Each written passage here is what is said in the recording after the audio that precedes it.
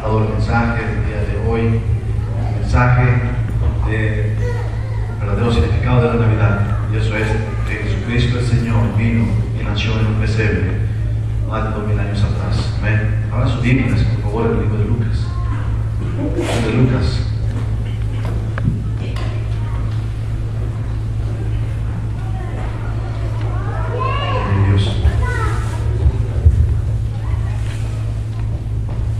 Capítulo 1, libro de Lucas. Allí en el nacimiento del Mesías. Se leyó ya 3 veces el día de hoy. Una vez al principio, una vez hermano Juan, y una vez vamos a tomar el tiempo de leer ahorita el libro de Lucas. El mensaje del día de hoy se titula El nacimiento de Jesús, del Mesías. El nacimiento de Jesús, del Mesías. Escuche con detalle los versículos, porque es algo que vamos a estar comunicando a través del mensaje. Es el versículo 26 del capítulo 1. Si se pone de pie, por favor, reverencia al Señor en su palabra. Verso 26 del capítulo 1.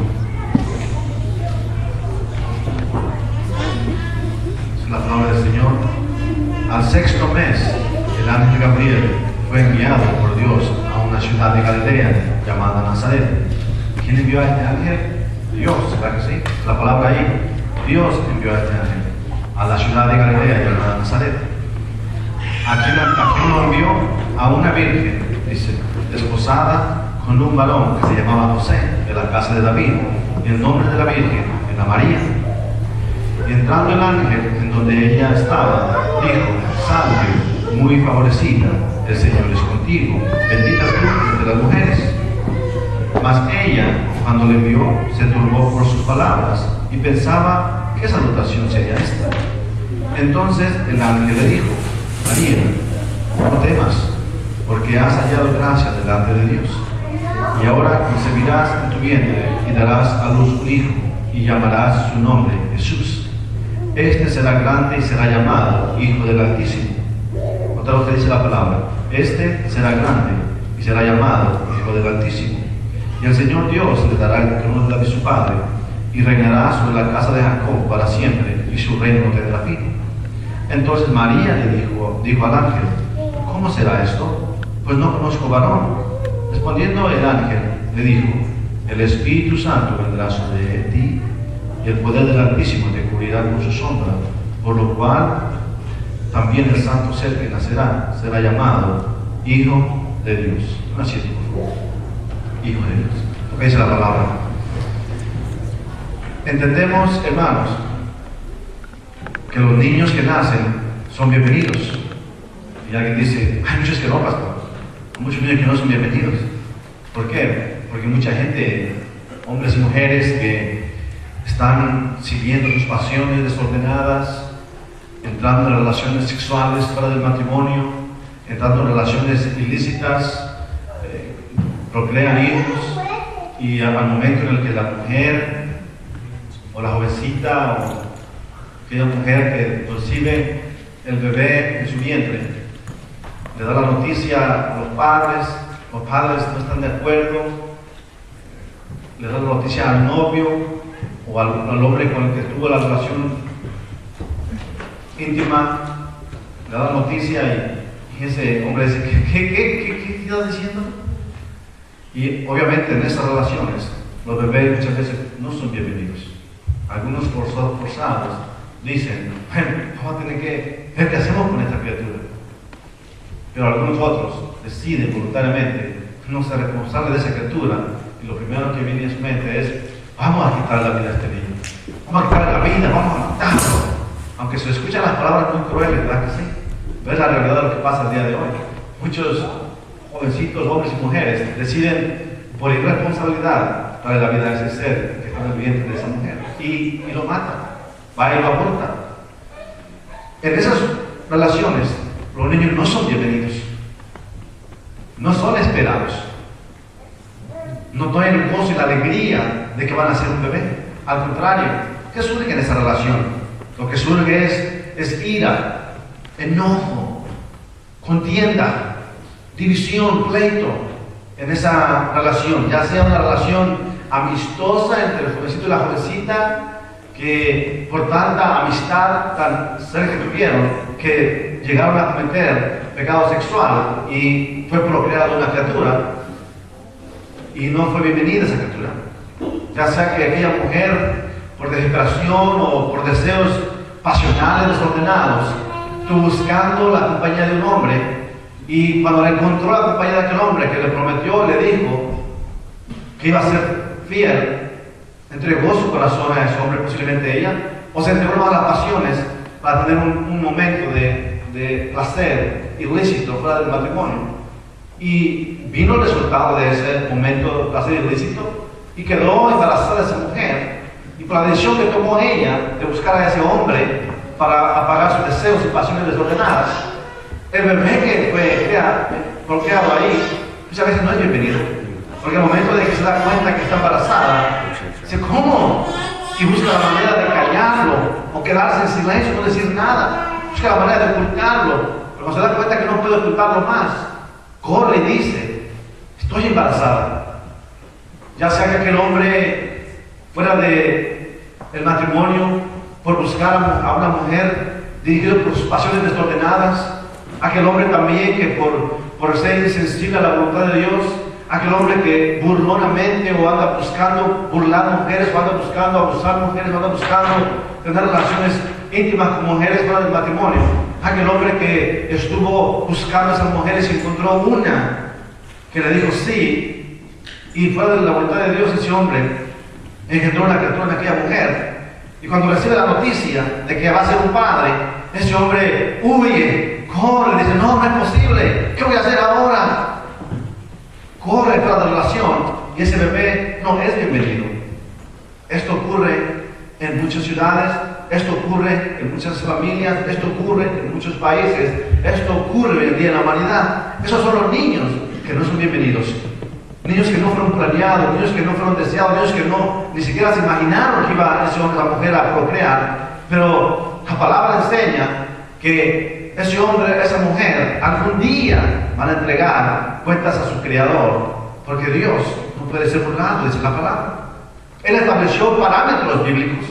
Él estableció en la palabra el orden para el matrimonio. Él estableció en la palabra el orden para procrear hijos. Él estableció en la palabra la manera y la forma en que se iba a hacer, para que esos niños no fueran niños no creados en los deseados. Pastor, lo que tiene que ver con el mensaje del día de hoy es eso. Todos los niños que son planeados, que son deseados, son bienvenidos, ¿verdad que sí? En los matrimonios, bienvenidos los niños planeados, bienvenidos los niños que verdaderamente aquel hombre cometió un error, dicen, voy a remediar mi error, vamos a hacer lo que podemos hacer para que la criatura que está en el ser del vientre del tuyo, vamos a darle lo mejor que podamos. Son bienvenidos los niños, muchos de ellos, y los padres se preocupan por esos niños. Quedó embarazada la mujer y corre y le da la noticia al esposo, y corre y le da la noticia al padre de esa criatura, y el padre de esa criatura dice, wow, vamos a hacer una familia, esos niños son bienvenidos, son esperados, y los padres están ahí desesperadamente buscando el momento en que nazca ese bebé. Pasan los meses, pasan las semanas, pasan los días, pasan las horas, y están ansiosos esperando que ese bebé nazca, buscando que ya nazca ese bebé. Y en cuanto el bebé nace ahí en el hospital y lo traen a la casa y lo tienen en los brazos, este bebé ahí en esa familia, en ese hombre, esa mujer, ahí, ahora como una familia, los padres comienzan a pensar, ya no desesperadamente que nazca el bebé, ya no desesperadamente cómo irá a ser, ya no desesperadamente cómo irá a tener el cabellito, cómo van a ser los ojitos, cómo irán a ser las manitas, no desesperadamente cómo irá a ser ese bebé cuando nazca. Pero ahora que nació, están pensando a muchos angustiosamente, ¿qué va a ser de mi niño o de mi niña cuando crezca? ¿Qué pasará con ellos cuando sean grandes? ¿Qué surgirá en su vida cuando vayan creciendo? Y por la tristeza de no poder saber los acontecimientos de la vida de su hijo o de su hija cuando sean grandes, se agobian muchos padres. Al momento muchos dicen, no se preocupa uno. Pero ¿sabe? Muchos padres llegan a pensar, ¿qué irá a hacer de mi hijo cuando sea grande? ¿Cómo será? Y hasta planea mucha gente, llegará a ser un gran doctor, llegará a ser un gran arquitecto, llegará a ser un gran ingeniero, llegará a ser mi hija una gran abogada, llegará y comienzan a pensar y planear cómo irá a ser la vida de sus hijos. Angustosamente, ¿sabe? En la vida de Jesucristo, el Mesías, el Salvador del mundo, no fue así. En la vida de Jesús no fue así. ¿Por qué? Porque la palabra nos enseña que antes de que Jesucristo naciera, antes de que viniera a nacer en el pesebre, ya se sabía cómo iba a nacer el niño. Ya les había anunciado cómo vendría el niño. Dios lo planeó desde antes que viniera a nacer en el pesebre. Esa es la palabra que ya Jesucristo existía. Él es preexistente porque Él es Dios. Esa es la palabra que estaba en el reino de los cielos. Dios Padre, Dios Hijo y Dios Espíritu Santo. Y en el momento en el cual la humanidad cayó al pecado, hermano, ya Jesús estaba dispuesto para venir, dice la palabra, a habitar en medio nuestro, en medio de la humanidad. Ya Jesús, de la palabra que Jesús, despojándose de toda su gloria, vino y habitó en medio nuestro, ahí en el bebé que nació en el pesebre. Pero Dios ya había planeado cómo iba a nacer ese bebé. En la vida de Jesús fue diferente que otro niño. ¿Por qué? Porque Jesús es diferente. Él fue diferente. Jesús es el Hijo de Dios. Dice la palabra que los profetas anunciaron cómo vendría el Mesías. Mi esposa leyó ahí el capítulo 9 de Isaías, donde habla de cómo iba a venir el Mesías, qué iba a pasar con él, qué iba a hacer el Mesías. Dice la palabra ahí, en el capítulo 9 de Isaías, nacimiento y el reinado del Mesías, cientos de años atrás, hermano, Dios había anunciado, dice, porque os es nacido hijo, os es dado el principado sobre su hombro, y se llamará su nombre admirable, consejero, Dios fuerte, Padre eterno, príncipe de paz, es lo que dice ahí la palabra, exactamente eso. Jesús iba a nacer en el pesebre y fue anunciado por el Señor. En la vida de Jesús, hermano, no fue igual a cualquier otro niño. Jesús vino, pero ya había sido anunciado por los profetas. Dios anunció de antes que llegara cómo vendría, dónde iba a nacer, qué iba a suceder con el niño, cómo iba a ser perseguido el niño, a dónde iba a ir, dónde iba a regresar.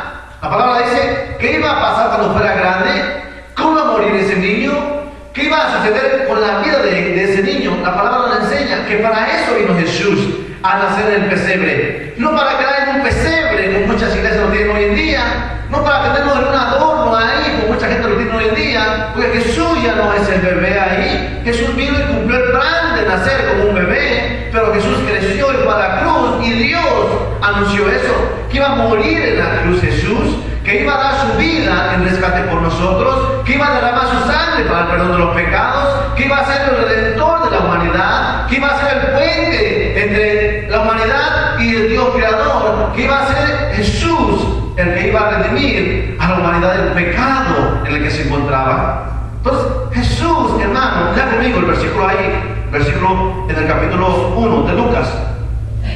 Viene, dice la palabra, al sexto mes, el ángel Gabriel fue enviado por Dios a una ciudad de Galilea llamada Nazaret. Dios envió a ese ángel y le dijo, ve ahí a esa ciudad y vas a encontrar ahí a una virgen, a una doncella, dice la palabra, y vas a decir el mensaje. ¿Cuál? ¿Qué le dijo que le dijera ahí en el verso 37? A una virgen desposada, quiere decir no casada, con un varón que se llamaba José, de la casa de David, y el nombre de la virgen era María. No de ahí dice la palabra que la virgen era María, no era Guadalupe, no era la virgen de la Trinidad, no era la virgen de sabe dónde, era María, y no era una virgen en cuestión de una imagen, o sea, una imagen, dice que era María. María en el tiempo de antes se le consideraba a esa joven una doncella que estaba pura delante de los ojos de Dios. No conocía varón en su vida, no había tenido pensamiento, no había tenido nadie en su vida, ni un hombre que la tocara. Dice la palabra que Dios vio a esa mujer, María, y dice a ella le envió al ángel para que le diera el mensaje de que había sido escogida para llevar en el vientre a Jesús.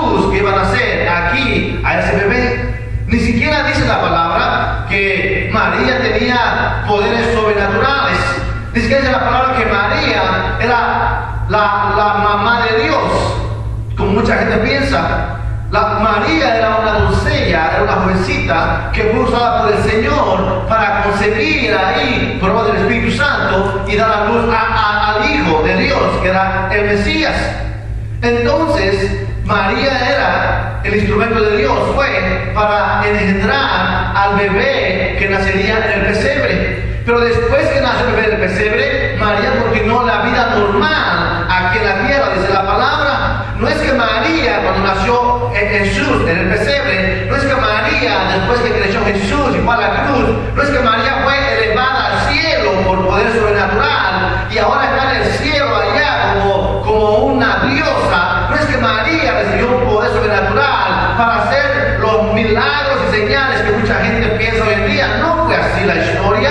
La palabra dice que María, después de que Jesús fue a la cruz, todavía María estaba con los discípulos, todavía María estaba con su familia, y María llegó a morir como todo ser humano, porque ella era un ser humano creado como nosotros, dice la palabra.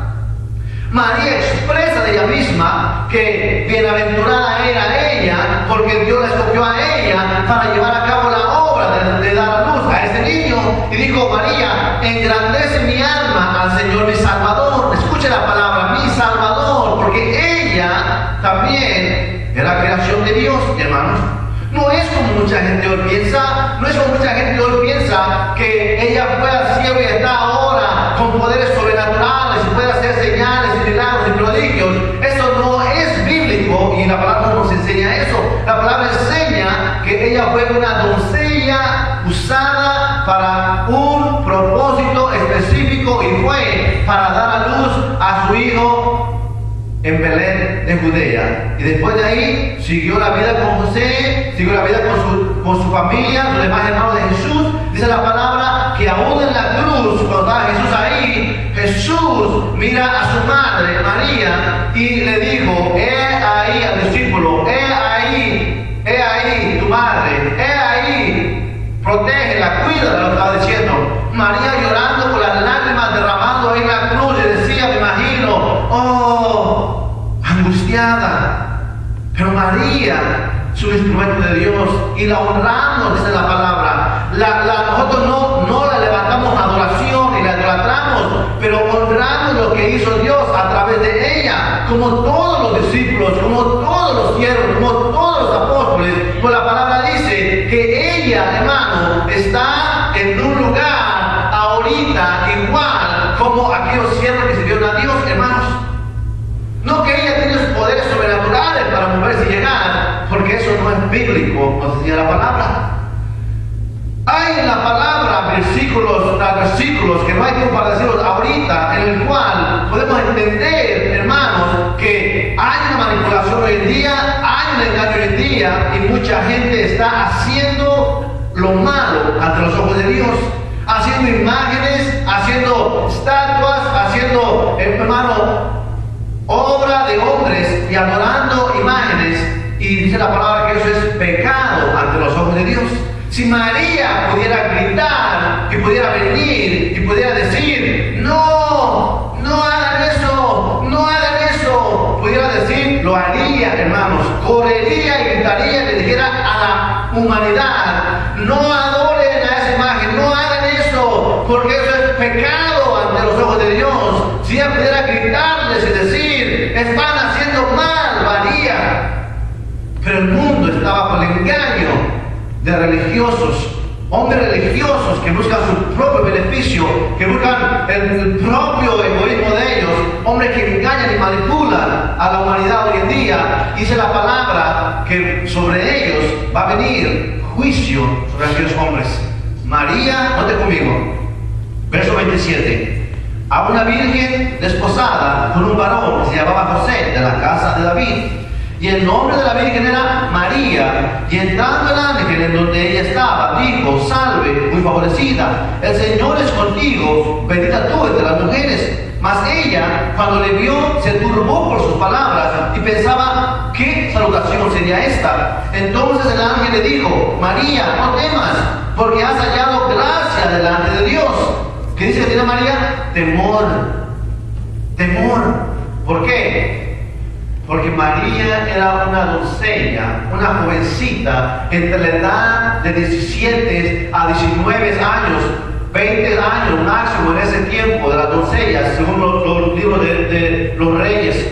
¿Por qué? Porque María, hermano, tuvo miedo por la manifestación de los ángeles, del poder sobrenatural divino, al cual ella no estaba acostumbrada. Ella no estaba acostumbrada a una manifestación de un ser celestial que se le presentara ahí y le hablara y le dijera. Por eso dijo el ángel: no temas, María, no tengas miedo.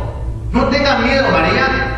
Pues sabe, la reacción de María era: ¿qué está pasando? ¿Qué es esto?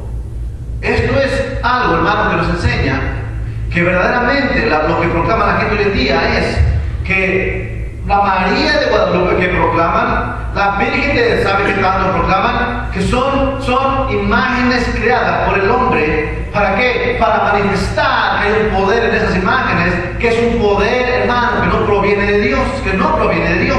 La palabra nos enseña que María, la madre de Jesús de Nazaret, María la Virgen, la doncella que trajo el ser del niño ahí en el pesebre, fue una mujer que honraba a Dios y fue una mujer que tenía un temor reverente a Dios. Esa es la que nosotros honramos y entendemos que fue un instrumento de Dios. María, la Virgen. La doncella, lo que dice la palabra, virgen es doncella, doncella.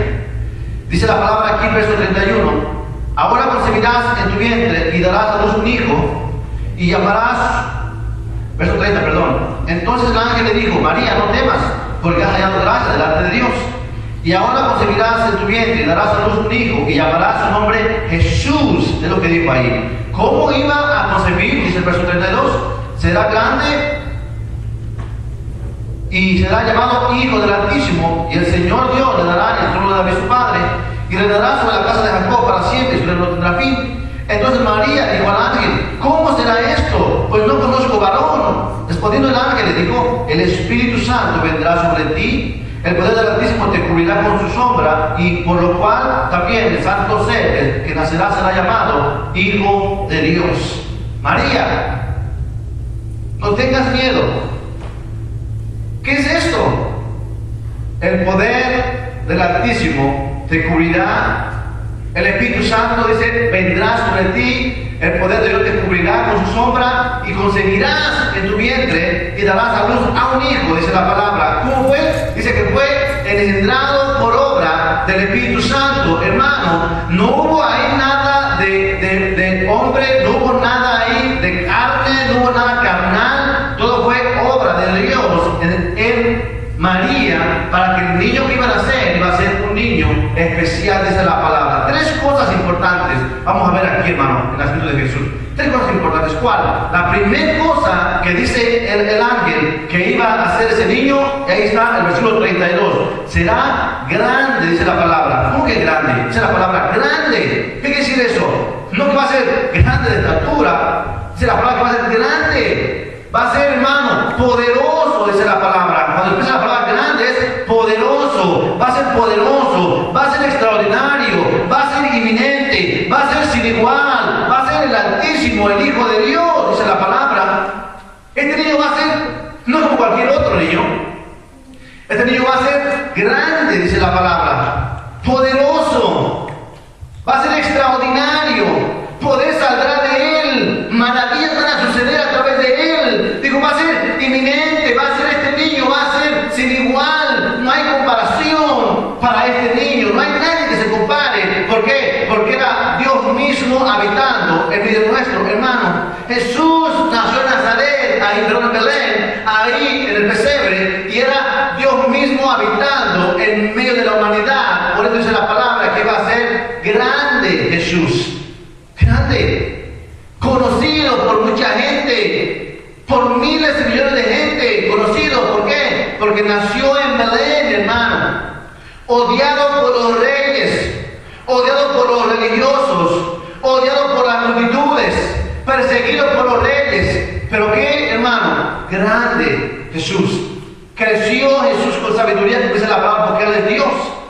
Por la cruz Jesús y manifestó su poder glorioso, porque Él es Dios. No solamente iba a ser grande este niño. Años pasaron, miles de años han pasado. ¿Y qué ha pasado con Jesús? Jesús sigue cambiando vidas hoy en día. La gente lo sigue buscando hoy en día. Sigue impactando los corazones. Sigue cambiando las vidas. Sigue transformando a las personas. Por eso se va a ser grande. Porque van a venir generaciones y generaciones. Y Jesús iba a cambiar los pensamientos de las personas. No solamente grande, pero iba a ser sin pecado, dice la palabra, sin pecado. El santo ser que nacerá será llamado el Hijo de Dios, sin pecado. Jesús era y nació sin pecado. El niño Jesús vino, hermano, y nació para ser el sustituto por nosotros, por nuestros pecados, por el pecado de la humanidad. Porque la palabra dice que tú y yo éramos pecadores por naturaleza. La palabra dice que tú y yo estamos destituidos de la gloria de Dios para siempre. Y Jesús vino a nacer en Belén sin pecado para ser el sustituto por ti y por mí. Tú y yo necesitábamos y merecíamos ir a un lago de fuego por la eternidad, por pecadores. Pero Jesús vino para sustituir nuestra posición, para presentarse delante de Dios y decir: Señor, aquí estoy yo, pago el precio por ellos.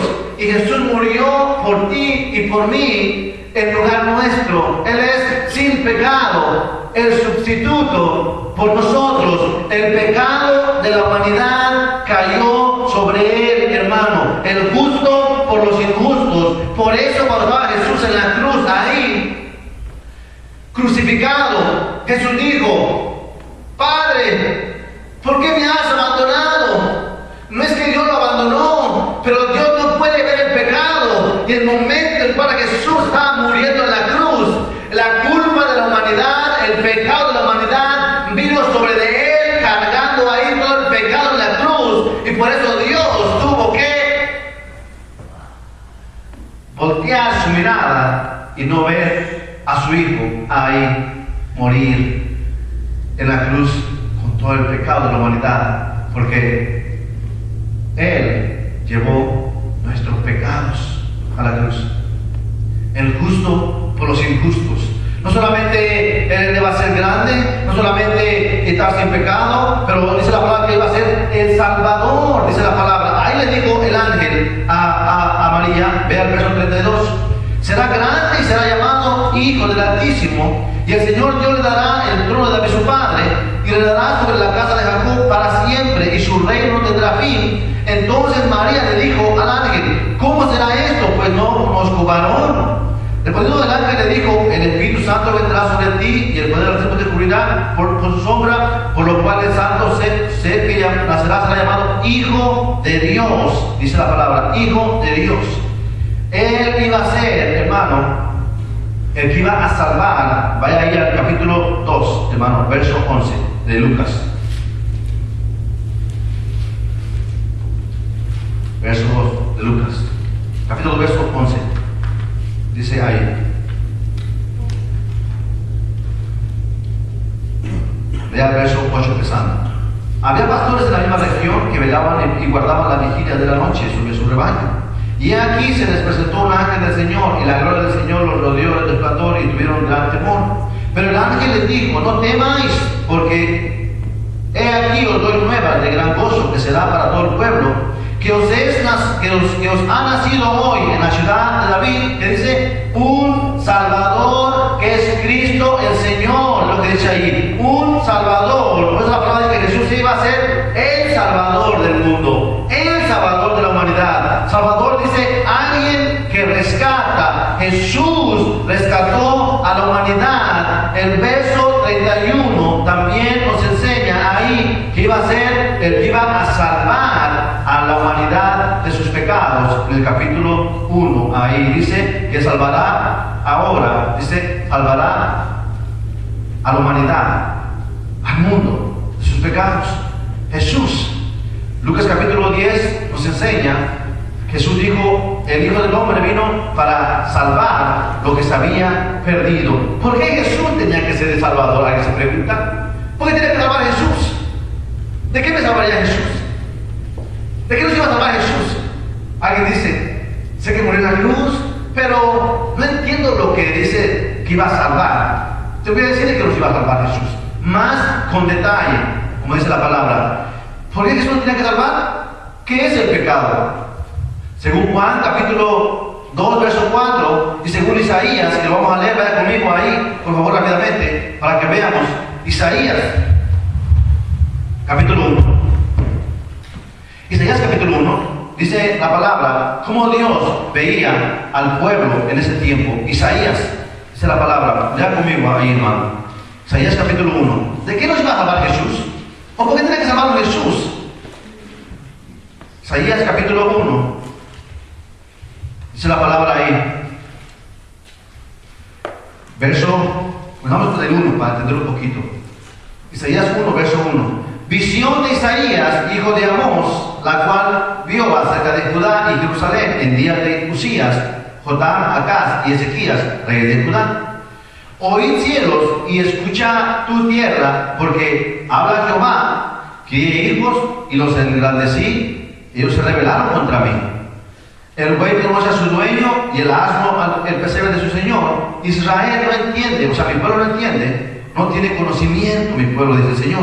Verso 4. Oh gente pecadora, dice el Señor, pueblo cargado de maldad, generación de malignos, hijos depravados, dejaron a Jehová, provocaron a ira al Santo de Israel, se volvieron atrás, dice ahí. ¿Por qué queréis ser castigados aún todavía? ¿Os rebelaréis? Toda cabeza está en forma y todo corazón doliente, dice la palabra. Desde la planta del pie hasta la cabeza no hay en él cosa sana, sino herida, hinchazón y podrida llaga. No están curadas, ni vendadas, ni suavizadas con aceite, es lo que dice ahí. Y vuestra tierra será destruida. Y Dios continúa diciendo a Isaías cómo veía a su pueblo, cómo dice, llenos, rebeldes, pecadores, llenos de maldad, llenos de iniquidad, todo pecado hacia ese pueblo, todo pecado. Juan, primera de Juan, capítulo 4, ahí nos habla también del pecado. ¿Cómo ve Dios el pecado? El pecado, hermano, ¿qué es el pecado? ¿Qué es el pecado? Dice mucha gente. El pecado, hermano, es una enfermedad incurable humanamente. No hay remedio para el pecado, humanamente hablando. Solamente Jesús puede quitar el pecado, solamente Jesús puede limpiar el pecado, solamente Jesús puede quitar la culpa de la humanidad, solamente Jesús puede sanar las vidas. No hay manera como pueda ser sanado más que solamente a través de Jesucristo, esa es la palabra. ¿Qué es el pecado? El pecado es una enfermedad incurable humanamente. El pecado es todo tipo de obra humana que viola la palabra de Dios. El pecado es todo pensamiento y manifestación del cuerpo, hermano, que desobedece los mandamientos de Dios. El pecado es todo lo que no honra a Dios. El pecado es saber hacer lo bueno y no hacerlo, es pecado. El pecado, hermano, es toda manifestación del cuerpo, alma, pensamientos que desobedecen a la voluntad divina de Dios. Eso es pecado. Ese es el pecado. ¿Cómo es el pecado? El pecado es una lepra que contaminó al hombre desde Adán y Eva hasta ahorita, y va a contaminar hasta que Jesús venga y lleve a su iglesia, y continuará juicio sobre la humanidad. Pero el pecado es una lepra espiritual que contaminó el cuerpo y el alma de la humanidad. El pecado, hermano, ¿cómo es el pecado? El pecado es tan real que ni las llamas del infierno la pueden apagar del alma, hermano. ¿Por qué? Porque la palabra dice que el hombre y la mujer pecadora va a ir al lago de fuego por la eternidad. Dice por la eternidad. Quiere decir que cuando el alma y el espíritu salgan del cuerpo pecador, van a ir a una condenación por eternidad en el lago que arde con azufre. Dice, ni siquiera va a estar ahí 30 días para que la llama le quite toda la inmundicia del pecado a ese espíritu. Ni siquiera va a estar ahí un año purificándose la llama ahí para que sea limpio. Ni siquiera va a estar ahí 2 años, va a estar ahí por la eternidad. Quiere decir que el pecado que penetra el alma y el espíritu y llega al lago de fuego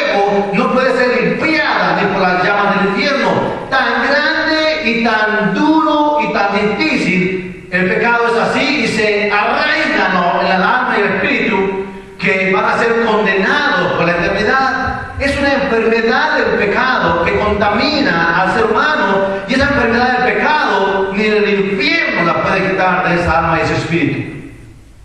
¿Cómo es el pecado? El pecado es la única cosa que Dios no puede ver, no desea ver y no puede resistir. Según Jeremías capítulo 44, verso 4, Dios no puede ver el pecado porque Él es santo. El pecado, ¿cómo es el pecado? El pecado afecta a mucha gente y son contagiados millones y millones por generaciones, porque así es el pecado. Contagia uno a otro. Se contagia uno a otro. ¿Cómo es el pecado? El pecado, hermano, es trabajo duro, duele, daña y la gente lo sigue haciendo.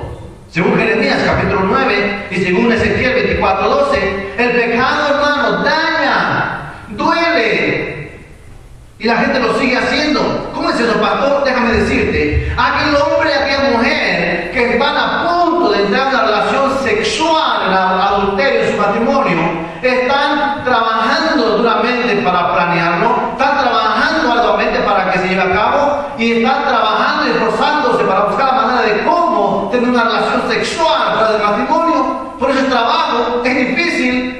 No solamente eso, es duro. ¿Por qué? Porque no es fácil hacerlo y duele. ¿Por qué? Porque cuando daña la relación, cuando se entera la esposa, cuando se entera el esposo, se separa la familia, sufren los niños, sufren los esposos, sufren las esposas. Por eso dice la palabra que el pecado es duro, es trabajo, duele y la gente lo sigue haciendo. Aquel hombre que está en la calle planeando robar la tienda, trabaja duro para planear cómo robarla, trabaja duro para planear cómo entrar a la tienda, cómo hacerlo. Y cuando llega ahí a robar la tienda, sale de la tienda con la pistola y le dispara unos balazos. Aquel hombre queda herido. Duele el pecado, duele. Se va ese hombre, lo agarra la policía y lo echan a la cárcel por 15 años.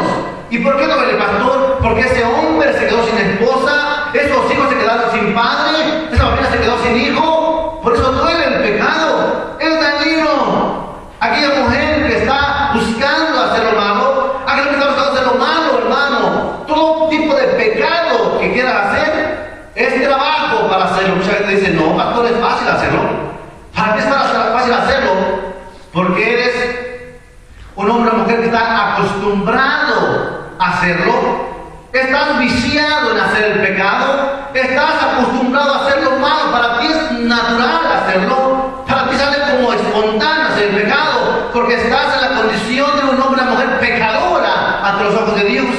El pecado es duro, es trabajo, duele y daña, hermanos. Así es el pecado. ¿Cómo es el pecado entonces? Ya te lo acabo de decir, mi hermano. El pecado es difícil y mucha gente lo sigue haciendo. Busca mucha gente hacerlo. El pecado te lleva hasta la muerte. Duele y la gente lo sigue haciendo.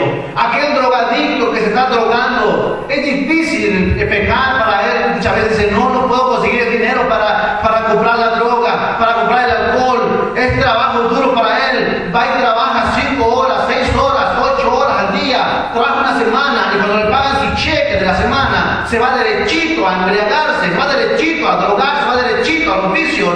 Es trabajo, el pecado. 8 días trabajando arduamente bajo el sol para que al final de la semana se va a los lugares de perdición y se gasta todo su dinero. Por eso el pecado es trabajo, es duro. ¿Por qué? Porque impulsa a hacer lo malo al hombre y cuando termina duele. Cuando llega a la casa no tiene más dinero con la esposa, con los hijos, no podemos hacer nada porque no tenemos dinero. ¿Por qué? Porque el esposo se embriagó todos los días, porque la esposa se lo gastó mal administrando. El pecado es difícil, es duro y duele. ¿Por qué? Porque se separan las familias, se separan las relaciones y la gente lo sigue haciendo, lo sigue haciendo.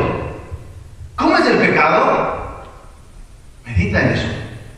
No solamente qué es el pecado, ya sabemos cómo es el pecado, pero qué hace el pecado. ¿Qué hace el pecado? Queremos saber, hermano. La palabra dice que el pecado nos separa de la comunión con Dios, hermano. ¿Por qué? Porque el hombre y mujer que son pecadores, hermano, no quieren nada con el Señor, no quieren saber nada de las cosas de Dios.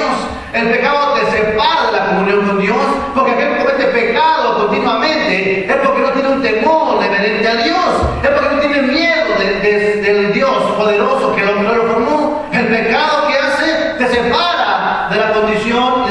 con Dios, es lo que hace el pecado. ¿Qué más hace el pecado? El pecado, hermano, te manda al infierno por la eternidad. ¿Cómo es eso, pastor? El pecado te envía al infierno.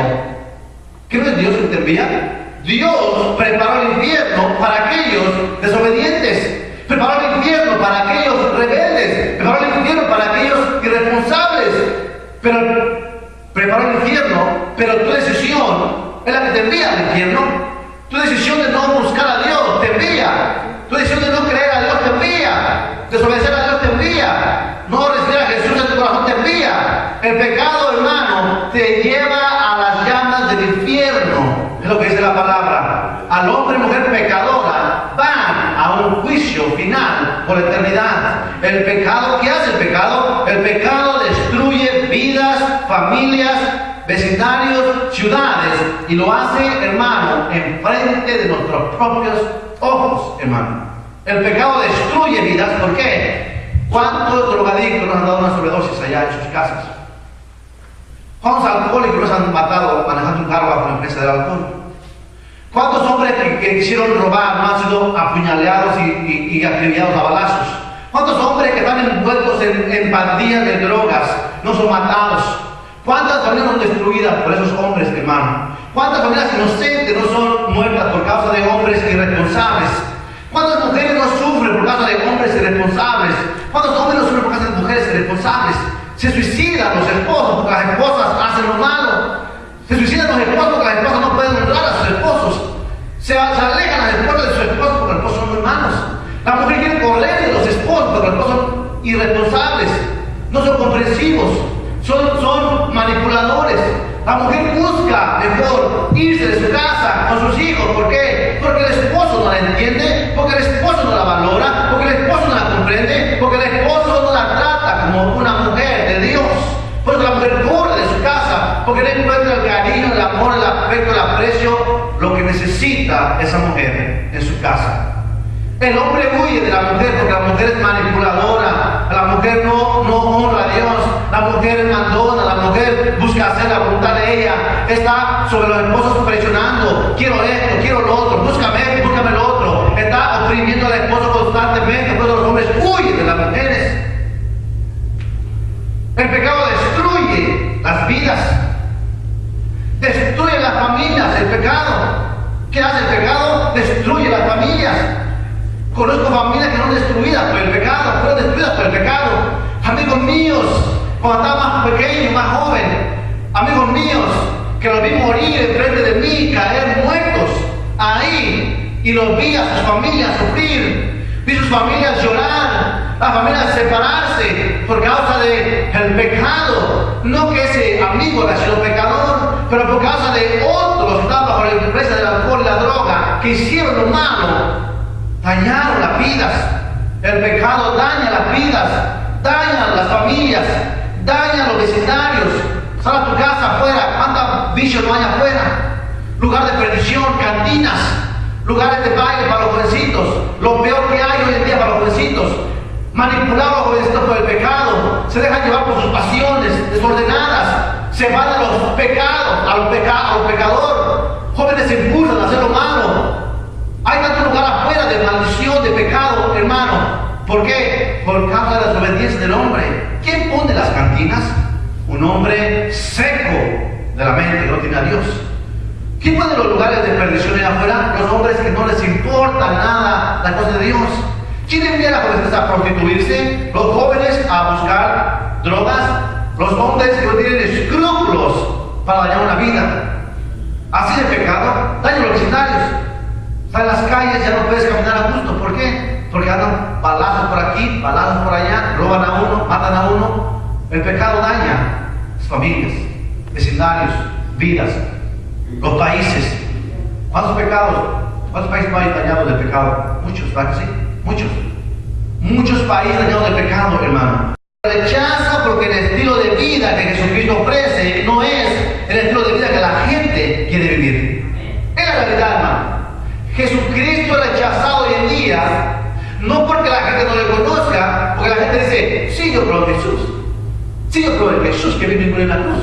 Sí, yo creo en Jesús, pero es del labio solamente. Es la palabra que también los demonios creen. y tiemblan. Los demonios creen en Jesús. Los demonios creen en Jesús. Y cuando lo vieron ahí en Galilea, lo vieron ahí en Capernaum, temblaban los demonios, decían: Jesús, Jesús. También los demonios creen, tiemblan. Pero no porque creen los demonios en Jesús van a ir al cielo. El que va al cielo es porque creyó en Jesús como Señor de su vida. Para eso vino Jesús, hermano. Para eso vino Jesús. El hombre y la mujer rechazan a Jesús, no porque no lo conozcan o creen en él, de palabras, pero porque Jesús ofrece una vida que la gente no quiere vivir, hermano. Jesús ofrece obediencia, amor al Padre, sacrificio por el prójimo. Ve a mi amigo, a mi prójimo. Jesús ofrece eso. Pero la gente quiere vivir una vida diferente. La gente quiere vivir la vida que ellos desean vivir. Primero yo, a ver qué puedo obtener yo. Primero yo, mis deseos, mis placeres. La gente quiere vivir una vida haciendo desobediencia todo el tiempo hoy en día, pecando, maldiciendo, robando, adulterando, haciendo lo peor hoy en día. Y cuando están a punto de ir a la muerte en el hospital, en la cama del hospital, están ahí: ay Señor, quiero entrar al cielo. Ay Jesús, quiero entrar al cielo. Y no hay nada malo en eso, de arrepentirse, no hay nada malo. Arrepentirse es bueno. Pero ¿qué tal? No tienes oportunidad de arrepentirte. Vive la vida desordenada, todo el tiempo haciendo lo malo. Y un día menos pensado, muere la persona. De la palabra, que no hay tiempo de arrepentirse ahí. Y la gente se imagina que cuando muera, ahí se va a acabar todo, no va a saber más nada de ellos. Muere, ya no sé nada de mí. No, cuando la persona muere en el cuerpo físico, el cuerpo se va a la tumba, pero el alma y el espíritu salen y van a un lugar de condenación para siempre, dice la palabra. La gente quiere vivir pecando, desobedeciendo ahorita, no le importa a Dios nada, pero aquel día, dice la palabra, se sorprenderán cuando mueran aquí y abran los ojos a la realidad de que siguen existiendo, siguen siendo el alma y el espíritu ahí, y van a ser llevados a ese lugar de condenación. Se sorprenderán miles y millones de personas. Jesucristo es el único que quita el pecado. Jesucristo es el que te puede sacar de la condenación. Jesucristo es el puente para llegar a Dios. Jesucristo, hermano, Lucas capítulo 2, verso 28, es el mejor anuncio para el mundo, ¿cuál? Que ha nacido hoy en la ciudad un Salvador, Jesucristo, el Hijo de Dios. ¿Crees en Jesús? Bien haces. Pero la palabra dice que no es suficiente decirlo de labios. Se necesita un quebrantamiento de corazón y decirle: Jesús, ven y mora en mi corazón. Jesús, sálvame de la condenación que hay para mí. Amén. Tiene su rostro, por favor.